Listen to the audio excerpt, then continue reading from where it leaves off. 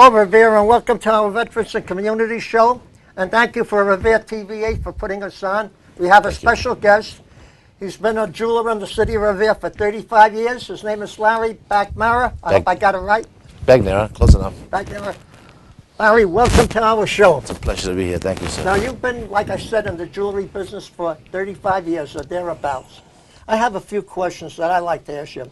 Okay. What people generally want to know about jewelers so as not to get scammed to begin with. Exactly. Could you just tell us a little about that? Sure. I think that a jeweler should be a servant to the community. We're here to serve the people, not be a big shot or a big jeweler. I think my goal is to make sure that people get a fair price for their gold. And I came on the show today to see if we can jot down a few things and educate the people before they sell their gold what they should look out for. What makes the gold fluctuate so high and low, really? The gold fluctuates because of the economy. It's usually run by the stock market and many other things, the oil prices and the stock exchange. Many things drive the price of gold up. Okay. Then I got this question for you. You're located at the 396 Broadway, right next to the fire station. Is that correct? Yes, sir. Okay. How is gold weighed to begin with? Well, it's a very good question because there's a big difference in our measurements. People that go to school, we've all went to school and learned that gold is, a regular ounce is 28 grams, I'm pretty sure. It was 16 grams. I think it's 28.1 grams. Okay. But when you're talking about gold, gold is weighed by the troy ounce, which is a big difference. Oh. And a troy ounce is 31.1 grams. So if you came to me you said to me, I have an ounce of gold, and I paid you for that ounce of gold according to your measurement, I would be benefited by that because a troy ounce is 31.1 grams. It's much higher. So it's very important that you know the weights of gold, and the metric system is a little bit different than the regular system we learned in school. Now let me ask you this, is the gold the same in each country? In other words, if I went to India, would the measurements there of the gold be the same as if I went to Lebanon? Absolutely. The measurement of gold is the same all over the world. So isn't the price of gold. Where if you went to Italy with $1, it would not be the same. But if you went to Italy with an ounce of gold, it would be the same. It would be exactly the same price that you saw. Okay, that's good exactly to know. Exchange. Thank you. Next question. Should people sell their gold to the first jeweler they come in contact with? I don't think that would be too wise. I think if a person sells their gold, they should first go to a jeweler and ask the jeweler to give them the best price possible. And then I think they should investigate. They should go to a few other jewelers and see if the price is exactly the same or if it's different. I think they should definitely shop around. In other words, they should get estimates from different jewelers? Yeah, I think they fall into the trap of wanting cash too quickly and they sell it to the first jeweler that they see. Okay, so they should get estimates from different jewelers. Absolutely. Okay. How do you know? I mean, I as a layman, how do I know the price of the gold that I'm selling? Like, how do you know the value of the gold you're selling? That's a very interesting, very, very good questions. How would a person know? How would you know if you came to me with gold to sell? How would I know? You have no idea, right? Right. So it would have to be the trust. What I would probably recommend is see if the person, go to the Better Business Bureau and see if there's any complaints taken out about the jeweler. I think that's a very excellent thing to do before you go in and sell your gold. Check it out. See if he has a good reputation. So let me ask you, the name of your jewelry store, whatever it is, I could look you up on the Better Business Bureau? Yes, You're located at 396 Broadway? Yes, sir. And that would tell me a little history about you? Absolutely. There'd be comments there. Oh, okay. That's good to know. How do you know when you have gold, and a lot of times it says gold-plated, but how do you know if it's real gold when you have it or bronze gold-plated? Yes. Well, some people could walk into a jewelry store and they could say, I have this bag of gold that I had around the house, some earrings left over from my wife, or my grandmother left me a watch, and a jeweler could tell them, well, this is not even gold. And do you have to take their word on that? No, I recommend that a jeweler, number one, never takes the gold in another room to sell it. That they have their scale right in front of you, and that they test the gold in front of you. The gold could be tested with acid They can test it. Ask them. Say, I'd like you to tell me how. Don't be afraid to ask the jeweler. How do I know this is 10 carat? How do I know if it's 14? But doesn't the acid wear off the gold? Like, let's say if it was 10 carat and you test it with acid, it becomes 9 carats? No, what we do is we'll test it, and we'll be able to tell you if it's 10 carat, 14 carat, or 18 carat. If I get a piece of your ring and I rub it on a flint stone and I put some nitric acid on it, depending on the color of that nitric acid will determine the carat of the gold. Whether it's 14, 18, or 21? Yes. So it all 24? depends on trust and your, your confidence in the jeweler. Right. By the way, years ago, before we became more civilized, they used to have the old jewelry was made out of stones, I believe, in the ancient times.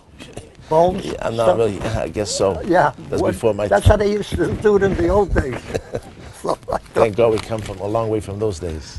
Yeah, you may, but not me. Nah, you have, sir. You're very good questions you're asking me. Oh, here's a good question for you. I see sometimes on TV, send us your gold. Excellent question. Now, where's the accountability? If you insure it, let's say I'm sending you and I take it to your jeweler. Right. You tell me it's worth, let's say, $10,000. So I put it in a package and I want to get another estimate. And I said, how do I know he's not switching it on the other end? Yeah, don't ever send your gold in an envelope to any jeweler. In other words, just don't put it in the mail. Do not put the gold in the mail. And now also, you see these house parties that people are selling gold. Come over my house and we'll have a house party. I don't recommend that. The reason why is the person that opens up their home, they have to make a percentage. The person that's buying the gold, they have to make a percentage. And by the time the person that's selling their gold gets his money, there's hardly any money left for him. So I don't recommend going to a house party. I also don't recommend these pop-up jewelers that come in town. You put these big ads and they come into a hotel room and they want to buy your gold and they take out a whole page and they put all kinds of, we'll pay the highest prices, we come from Las Vegas or whatever, and it's a big scam. I think Rivera's done a great job in letting that not happen anymore. I don't think people are allowed to do that. But if you see that happen, I recommend never go into that. There's no accountability. There's no weights and measurements on their scale where you don't know what the weight is. It's not tested by the city of Rivera. So I highly discourage anyone going to these pop-up jewelers that fly in and fly out. Never do that. Here's a good question for you. I bring in, let's say my wife's diamond ring. Yes. Oh, I told you we've been married 65 years. Did I tell you that story? Yes, you did. Can I repeat it here? Yeah, that's interesting. Okay. Before I get to what I want to ask you, I asked my wife when I was 60, what wedding anniversary, what would you like? And she said diamonds. So I brought her a deck of cards, and I thought she'd be happy, okay? But let me ask you this. How can a person, when he brings a diamond ring into a jeweler, know he's getting back the same diamond that he brought in? Because there's been cases where they've been switched, where there's zirconium has been put in place of the real diamond. Yes. So how can you, is there a difference in weight? You should know your diamond. In other words, if you bought a diamond from me, if I can say that, sure, I would definitely describe the diamond to you. You would have a what they call a measurement of the stone, a weight of the stone. You would have a diagram of the flaws that were in the stone, and you could mark your own stone by knowing where the flaws are. And therefore, if you have to leave it with a jeweler, because sometimes you have to leave a ring with a jeweler. If you want to have a ring mounted, you got to leave it there. It's impossible for that jeweler to sit there and set every stone while everybody waits, or size a ring while everybody waits. So I advise a person there is ways that you can ask the jeweler, could you please show me how I could mark my stone to know that I'm getting the same stone back? And every stone has a flaw. The only stone that doesn't have a flaw is the Hope Diamond, and I don't think that's for sale right now. No. But I do want to ask you, diamonds are married in carats, right? They're weighed in carats, yes, sir. They're measured in carats. 1 carat, what is the weight of a carat usually equivalent to? When they what does a carat really mean, is what I'm trying to say. That's the weight of a diamond. Diamond is a very long and beautiful subject. But a diamond is weighed in carat weight, which is a weight that we invented to describe the weight of a diamond. A gentleman nowadays prefers to get his wife a carat and a half diamond. And the most valuable diamond right now on the market is probably a princess cut diamond, which a lot of gentlemen are getting. And that's how they do it. It goes by carat weight. Did I answer the question right? Yes, you did, but then I just want to add a little to it. A zircon. How can you tell if it's not a zircon, or I mean, if it is a zircon? Right. Well, cubic zirconium and versus a diamond, it's very hard for the layman to know, but it's very easy for the layman to ask questions. And before he leaves his ring with any jeweler, I would say, how do I know I'm not getting a cubic zirconium back? And it's very easy. The weight of a diamond is much more heavier than a cubic zirconium. Oh. The color of a diamond, the clarity of a diamond, the flaws in it. They even have cubic zirconiums with flaws in them now, so you can't even tell. So number one, going back to the question before, mark your diamond. Know what your diamond looks like. Mark your ring. Know who you're giving it to. Trust the jeweler that you're dealing with. Look at the Better Business Bureau. Look at some of the write-ups of him. Ask in the town about the jeweler. How is he doing? How's his reputation? It's very, very important, I think. Here's a good question I'd like to ask you, too. You take big department stores like Best Buy or Macy's. They sell jewelry, or Sears. How does that compare with a local jeweler? A local jeweler. Personally, I would feel safer with a local jeweler who's been in business a long time. Well, I think when you're dealing with these huge stores, you're dealing with a huge overhead. Some of them... so they're not going to give you the same value as a local I can't see how they would do it. If their rent is $4,500, $5,000 a month, and they have to pay that somehow, and they're going to pass that cost on to you. Like if I'm running a lot of ads in the newspaper, or I have 20 billboards, and I'm on television, and I have these huge chain of stores, I have to pass the cost on to the consumer. It's impossible for me to give you a tremendous discount. Now, a small jeweler like myself, or another small local town jeweler, they don't have such a large overhead. So the diamonds are all marked. Diamonds have the same price. There's what we call a wrap sheet, a Rappaport sheet, that comes out, and it gives the diamond cost that is measured and documented by the De Beers Company in Africa. And the diamond prices are set in stone. So it's up to the overhead to determine what the jeweler wants to sell that diamond for. Okay, here's a good question for you, Mario. I don't know. I'm not doing too good so far. You're doing excellent. I hope I'm doing good asking. You are. We have a lot of people in Revere that cannot get out to travel. Seniors, I would like to speak particular, or invalids. They have jewelry. Do you go around, if they called you up and says, look, Larry, I got... do you deal in coins too, if I may say? Yes, I do deal in coins. I took a course in numismatic grading, and that's a great question because I know what you're going to ask me. Let me ask it. Go ahead. Okay, thanks, Larry. Go ahead, sir. I'm 86 years old. So great. I call you up and I say, Larry, I got a whole bunch of coins. Could you come down and give me an evaluation of them? Would you come down to my house if I asked you to? Well, again, I think one of my strongest points, I have to humbly say it, is the servanthood. My servanthood, the way senior citizens, put it that way, I have a very soft spot in my heart. My grandmother brought me up, and I lived in her house as a child, and she taught me the values of life. And when she left me the golden rule, which is live by the word of God and respect your elders, right, and you'll live a long life. So if someone asked me, to get back to your question, if I would come to their place, I've done it. I've done that. I've went to the old age home. I've went to the Jack Satter house to change a $5 watch battery for a senior citizen. And I'm not saying that bragging. I say that because you asked me the question. Right.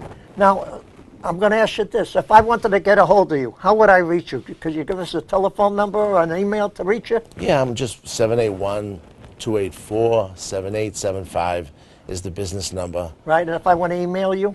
You can email me at lebagnera@gmail.com.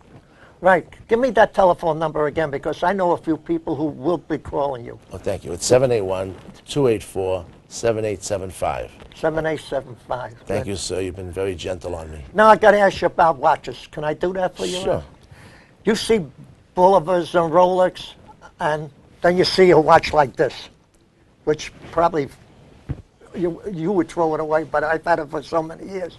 What makes those watches so particular? And the reason I asked you that question, I had a friend of mine who had a Rolex, but he had a problem with it. I had a cheap watch that I bought, El Cheapo I called him, and it ran perfect. Yes. So what makes one watch good and the other watch bad? And it's the mechanism, it's the engine in the watch.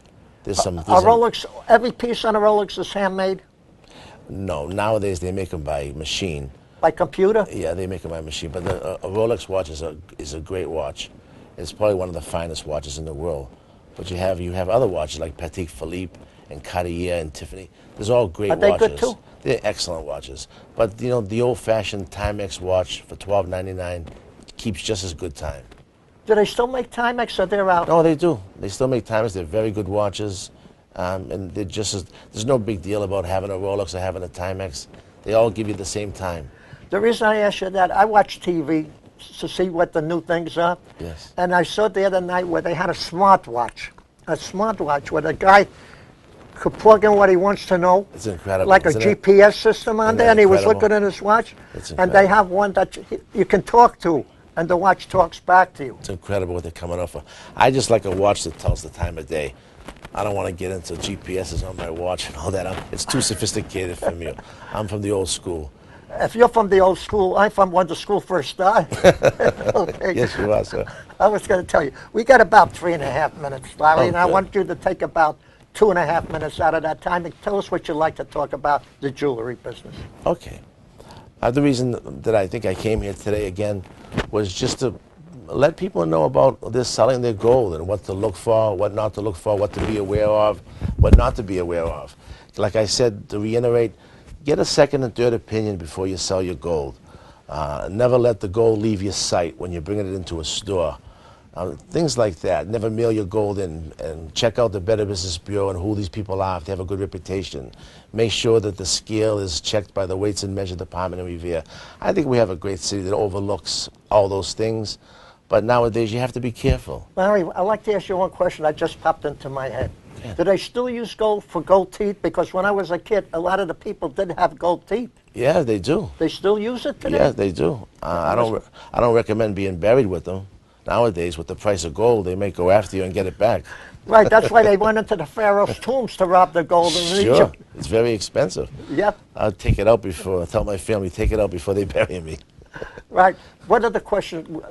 Has there been places where people have actually gone into cemeteries to dig up graves just to rob gold in America? I've heard that. I've heard that does happen. Yes, sir. Yes, sir. Even it's a very sad subject, but I think there's nowadays the undertakers are very classy. See, I I don't feel- think that happens anymore. I would feel lucky because if they try to dig me up and they drop something, I come out ahead, Larry. If they dig me up, they're going to get a bag of bones. Larry, I want to tell you, it was an honor and a pleasure to Oh, have you sir, come in here no. for a few minutes and explain about the gold problem. Thank you, sir. You're a And great gold man. situation. Thank you for coming honor here. to be here. And God bless you, Larry. And before we go, we give every veteran of the community, I don't know if you were in the military or not, it makes no difference. My father was in World War II. Well, in honor of your father, I salute him, and here's a flag from the Revere Veterans Committee, Thank you. Revere TV, Thank you. and our God local bless city. Revere. Right. And God bless our people. God bless all our service people who are in the armed forces. Yes, sir. God bless the great city of Revere itself and the United States of America. And God bless you, Larry. God Thank you. bless you. for Many showing up. blessings. Thank you Yep. for fighting for me. Thank you. You did a beautiful job. Thank you, sir. And this is what we love, the people of the community to come up to explain to the people of the community. I appreciate the offer, and I hope I did it justice. You did, because it's community giving back to the community. Thank a you. lot of people are not knowledgeable, like myself, when it comes to certain things. Yes, sir. And people come up here and explain it to me, and when they explain it to me, they explain it to the people out Exactly. I think the people of Revere need to know. there. Exactly. And again, thank you. Thank you for having me. That was a nice show.